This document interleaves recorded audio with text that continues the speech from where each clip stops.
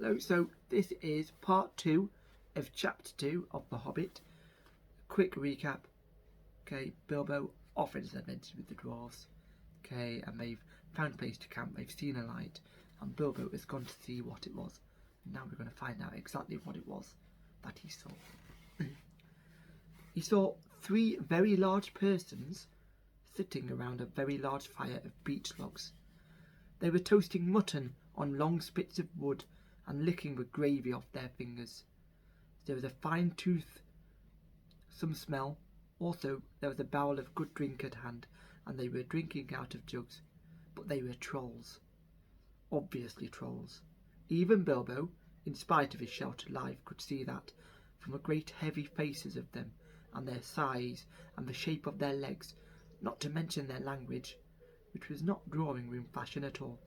"Mutton yesterday, mutton today, and blimey, if it don't look like mutton again tomorrow," said one of the trolls. "Never a blinking bit of man flesh have we had for long enough," said a second. "What the hell, William, was I thinking of to bring us into these parts? That all beats me, and the drink running short. What's more," he said, jogging the elbow of William, who was taking a pull out of his jug. William choked. "Shut your mouth," he said as soon as he could. "You can't expect folk to stop here forever just to be et by you and Bert. You've et a village and half between you since we came down from the mountains. How much more do you want? And time's been up our way when you'd have said, 'Thank you, Bill, for a nice bit of that fanny mutton like what this is.'" He took a big bite of a sheep's leg he was roasting and wiped his lips on his sleeve. "Yes, I'm afraid trolls do behave like that, even those with only one head each." After hearing this, Bilbo ought to have done something at once. Either he should have gone back quietly and warned his friends that there were 3 fair-sized trolls at hand in a nasty mood, quite likely to try roasted dwarf or even pony for a change, or else he should have done a bit of good quick burgling. A really first-class and legendary burglar would at this point have picked the troll's pockets. It is nearly always worthwhile if you can manage it. Pinched the very mutton off the spits, purloined the beer, and walked off without their noticing him. Others, more practical, but with less professional pride, would perhaps have stuck a dagger into each of them before they observed it. Then the night could have been spent cheerily. Bilbo knew it. He had read of a good many things he had never seen or done. He was very much alarmed, as disgusted. He wished himself 100 miles away, and yet somehow he could not go straight back to Thorin and company empty-handed. So he stood and hesitated in the shadows. Of the various burglar areas proceedings he had heard of, picking the troll's pockets seemed the least difficult, so at last he crept behind a tree, just behind William. Bert and Tom went off to the barrel. William was having another drink. Then Bilbo plucked up courage and put his little hand in William's enormous pocket. There was a purse in it as big as a bag to Bilbo. "Ha!" he thought, warming to his new work as he lifted it carefully out. "This is the beginning." It was. Trolls' purses are the mischief, and this was no exception. "Here, who are you?" it squeaked as it left the pocket, and William turned around at once and grabbed Bilbo by the neck before he could duck behind the tree. "Blimey, Bert, look what I've copped," said William. "What is it?" said the others, coming up. "Lum if I knows. What are you?" "Bilbo Baggins, a Hobbit," said poor Bilbo, shaking all over and wondering how to make owl noises before they throttled him. "A bear a Hobbit?" said they, a bit startled. Trolls are slow in the uptake, and mighty suspicious about anything new to them. "What's a bear a Hobbit got to do in my pocket anyways?" said William. "And can you cook him?" said Tom. "You can try," said Bert, picking up a skewer. "It wouldn't make above a mouthful," said William, who had already had a fine supper, "not when he was skinned and boned." "Perhaps there's more like him around about, and we might make a pie," said Bert. "Here, you, are there any more of your sort of sneaking in these here woods, you nasty little rabbit?" said he, looking at the Hobbit's furry feet, and he picked him up by the toes and shook him. "Yes, lots," said Bilbo, before he remembered not to give his friends away. "No, none at all, not one," he said immediately afterwards. "What do you mean?" said Bert, holding him the right way up, by the hair this time. "What I say," said Bilbo, gasping. "And please don't cook me, kind sirs. I am a good cook myself, and cook better than I cook, if you see what I mean. I'll cook beautifully for you, a perfectly beautiful breakfast for you, if only you won't have me for supper." "Poor little blighter," said William. He had already had as much supper as he could hold. Also, he had had lots of beer. "Poor little blighter, let him go."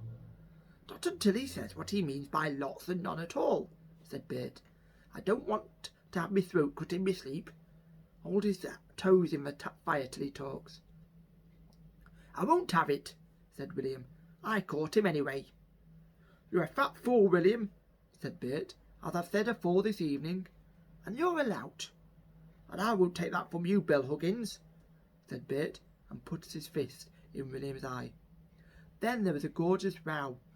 Bilbo had just enough wits left when Bert dropped him on the ground to scramble out of the way of their feet before they were fighting like dogs and calling one another all sorts of perfectly true and applicable names in very loud voices. Soon they were locked in one another's arms and rolling nearly into the fire, kicking and thumping, while Tom racked at them both with a branch to bring them to their senses. And that, of course, only made them madder than ever. That would have been the time for Bilbo to have left, but his poor little feet had been very squashed in Bert's big paw, and he had no breath in his body, and his head was going round, so there he lay for a while panting, just outside the circle of the firelight. Right in the middle of the fight, up came Balin. The dwarfs had heard noises from a distance, and after waiting for some time for Bilbo to come back, or to hoot like an owl, they started off one by one to creep towards the light as quietly as they could. No sooner did Tom see Balin come into the light than he gave an awful owl. Trolls simply detest the very sight of dwarfs, uncooked of course. Bert and Bill stopped fighting immediately, and "A sack, Tom, quick!" they said, before Balin, who was wondering where in all this commotion Bilbo was, knew what was happening. A sack was over his head, and he was down. "There's more to come yet," said Tom, "or I'm mighty mistook. Lots and none at all, it is," said he. "No bearer hobbits, but lots of these here dwarfs. That's about the shape of it." "I reckon you're right," said Bert, "and we'd best get out of the light." And so they did, with sacks in their hands that they used for carrying off mutton and other plunder.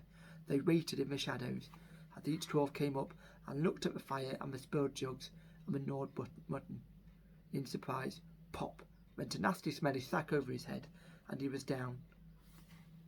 So there is a picture. I don't know if you can quite see it, but you've got the trolls just hiding behind the trees with the fire, waiting for the dwarves to come so they can put great big sacks over their heads. Soon Dwalin lay by Balin, and Billy and Killy together, and Dory and Nori and Ori all in a heap, and Owen and Glowin, and Biffa and Bofa and Bomber piled uncomfortably near the fire. "That'll teach 'em," said Tom, for Biffa and Bomber had given a lot of trouble and fought like mad, as dwarfs will when cornered. Thorin came last, and he was not caught unawares. He came expecting mischief, and he didn't need to see his friend's legs sticking out of sacks to tell him that things were not all well. He stood outside in the shadows some way off and said, "What's all this trouble? Who has been knocking my people about?" "It's trolls," said Bilbo from behind a tree. They had forgotten all about him. "They're hiding in the bushes with sacks," said he. "Oh, are they?" said Thorin, and he jumped forward to the fire before they could leap on him. He caught up a big branch all on fire at one end, and Bert got that end in his eye before he could step aside. That put him out of the battle for a bit. Bilbo did his best. He caught hold of Tom's leg as well as he could. It was as thick as a young tree trunk, but he was sent spinning up into the top of some bushes. Then Tom kicked the sparks up in Thorin's face. Tom got the branch in his teeth for that, and lost one of the front runs. It made him howl, I can tell you. But just at that moment, William came up behind and popped a sack right over Thorin's head. and down to his toes, until the fight ended. A nice pickle they were all in now, all neatly tied up in sacks, and with 3 angry trolls, and 2 with burns and bashes to remember, sitting by them, arguing whether they should roast them slowly or mince them fine and boil them, or just sit on them one by one and squash them into jelly. And Bilbo up in a bush, with his clothes and his skin torn, not daring to move, for fear they should hear him.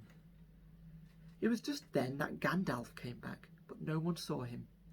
The trolls had just decided to roast the dwarves now and eat them later. That was Bert's idea, and after a lot of arguments, they had all agreed to it. "No good roasting them now, it'll take all night," said a voice. Bert thought it was William's. "Don't start the fire all over again," said Bill. He said, "Well, it will take all night." "Who's arguing?" said William, who thought it was Bert that had spoken. "You are," said Bert. "You're a liar," said William, and so the argument began all over again. In the end they decided to mince them fine and boil them, so they got a great black pot and they took out their knives. "No point boiling 'em, we ain't got no water, and it's a long way to the well and all," said a voice. Bert and William thought it was Tom's.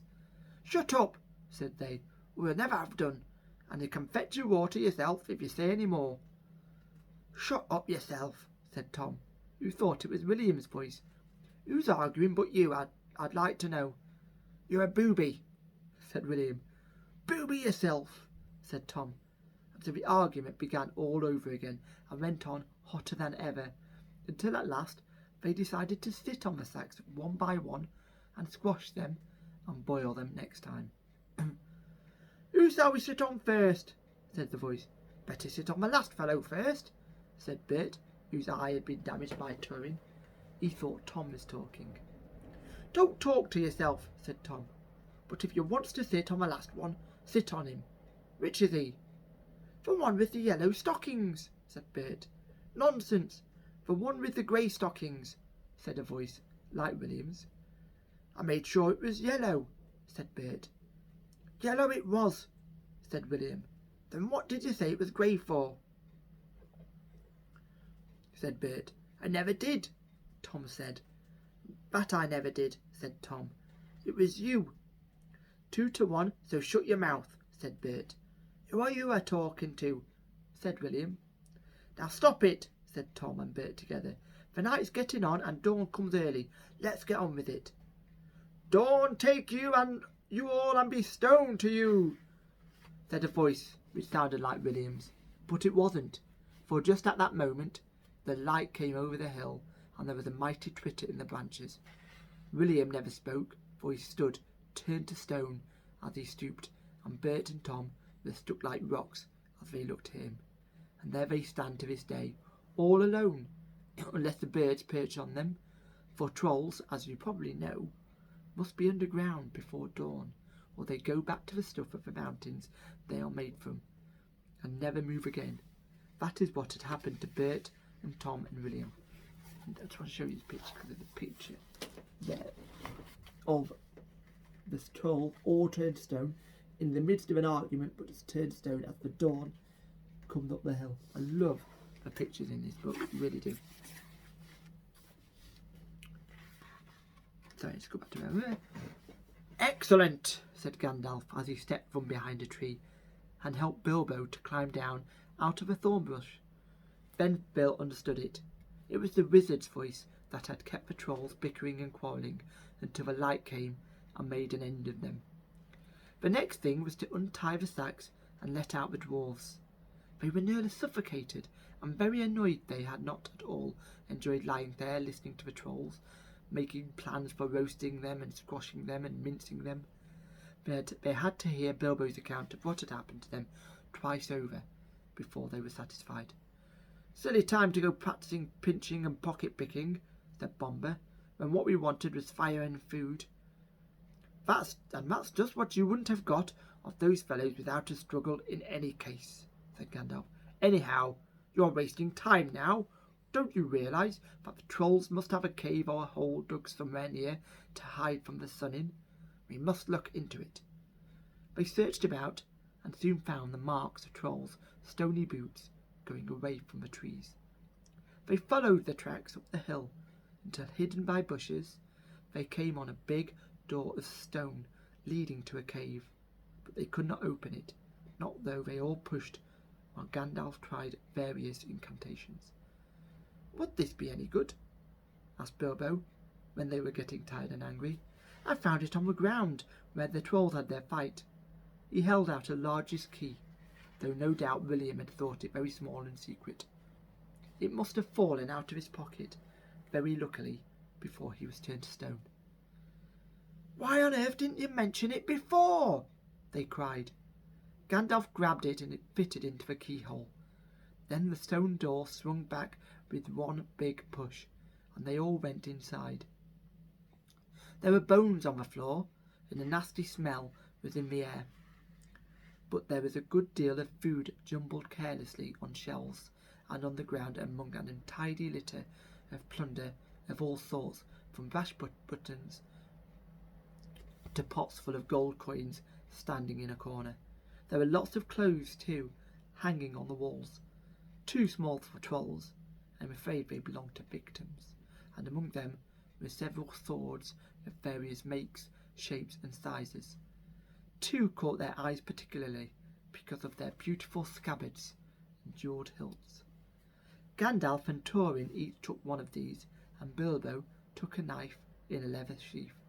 It would have made only a tiny pocket knife for a troll, but it was as good as the short sword for the hobbit. "These look like good blades," said the wizard, half drawing them and looking at them curiously. "They were not made by any troll, nor by any smith among men in these parts and days. But when we can read the runes on them, we shall know more about them." "Let's get out of this horrible smell," said Feely. So they carried out the pots of coins and such food as was untouched and looked fit to eat. Also one barrel of ale, which was still full. By that time they felt like breakfast, and being very hungry, they did not turn their noses up at what they had got from the troll's larder. Their own provisions were very scanty. Now they had bread and cheese and plenty of ale and bacon to toast in the embers of the fire. After that they slept, for their night had been disturbed, and they did nothing more till the afternoon. Then they brought up their ponies and carried away the pots of gold and buried them secretly not far from the track by the river, putting a great many spells over them, just in case they ever had the chance to come back and recover them. When that was done, they all mounted once more and jogged along the path towards the east. "Where did you go, if I may ask?" said Thorin to Gandalf as they rode along. "To look ahead," said he. "And what brought you back in the nick of time?" "Looking behind," said he. "Exactly," said Thorin, "but could you be more plain?" "I went on to spy on our road. It will soon become dangerous and difficult. Also, I was anxious about replenishing our small stock of provisions. I had not gone very far, however, when I met a couple of friends of mine from Rivendell." "Where's that?" said Bilbo. "Don't interrupt," said Gandalf. "You will get there in a few days now, if we're lucky, and find out all about it. As I was saying, I met two of Elrond's people. They were hurrying away for fears of the trolls. It was they who told me that 3 of them had come down from the mountain and settled in the woods not far from the road. They had frightened everyone away from the district, and they waylaid strangers. I had immediately had a feeling that I was wanted back. Looking behind, I saw a fire in the distance and made for it. So now you know. Please be more careful next time, or we shall never get anywhere." "Thank you," said Thorin. So that is part 2 of chapter 2. Okay, next we are on to chapter 3. Really hope you've enjoyed listening to me speak here and listening to this reading. Okay, really hope you have. Thank you.